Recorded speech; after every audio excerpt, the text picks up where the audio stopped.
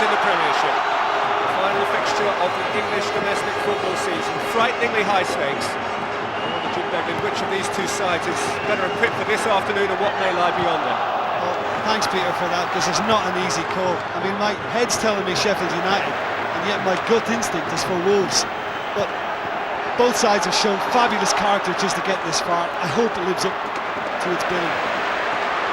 The outstanding players on show today will be Michael Brown, though he has run into traffic early in the shape of Cameron. And now Kenny Miller's had a early pop, providing a comfortable early touch for Paddy Kenny, the goalkeeper who ended last season relegated to the 3rd division with Bury, the very edge of promotion to the Premiership with Sheffield United.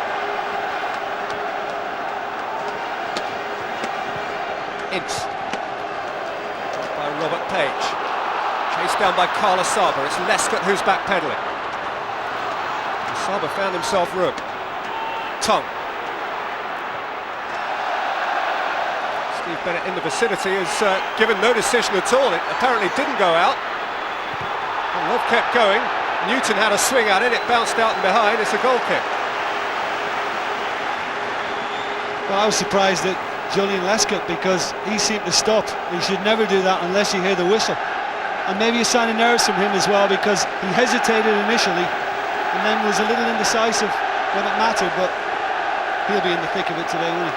After all he has won, Premiership titles, FA Cups, European medals in his sock drawer, up against another passionate captain in Robert Page, on his own patch in Cardiff. He could have been with Wales in San Jose this week.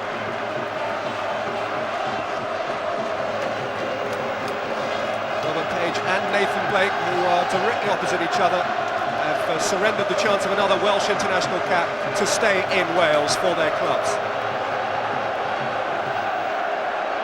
Page, who lifted the First Division playoff trophy for Watford 4 years ago, with Carla Saba, another veteran of the famous final to aim at. Now it's out for Michael Brown. Lashed it over. Brown was in the Manchester City side but met Gillingham in that famous final under Joe Royle and eventually prevailed on penalties. Mott Rankin was recently here as well with Preston against Bolton.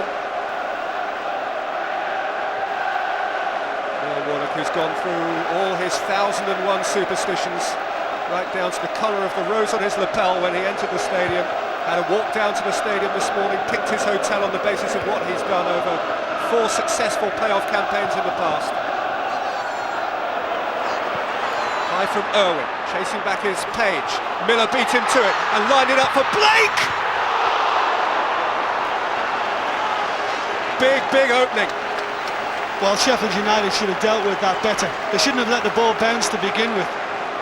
It's too easy for Kenny Miller to get onto it. He shows good strength to feed it to Blake, and he should have hit the target. Gets it nicely onto his left foot. He really should have been steering that inside the post. Keeper had to work. What a great early chance. A Cardiff-born striker in Cardiff, who has been promoted before with Bolton Wanderers and with Blackburn Rovers, and come back down with both of those and indeed with Sheffield United 9 years ago. And he had the first chance to make a genuine impact in the playoff final of 2003. Followed by Kozluk, by Dennis Irwin. His list of honours is even greater than that of his former Manchester United colleague Paul Ince. Throw, Simon competing for it. He scored the first goal of a playoff final at Wembley. The final ended 2-2 and his first goal came after 81 minutes. And it's the sort of history that this fixture and those like it have tended to take on.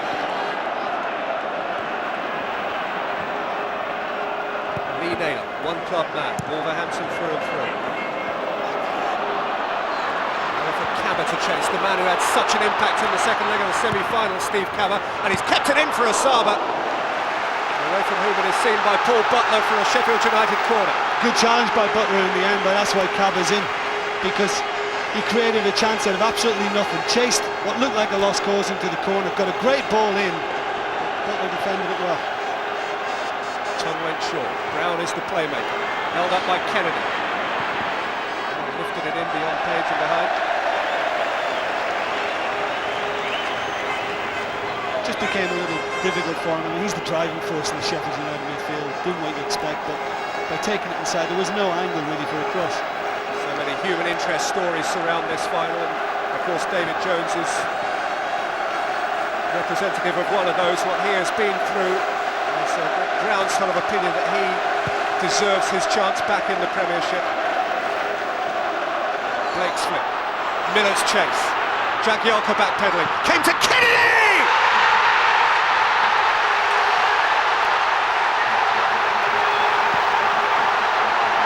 Wolves are flying!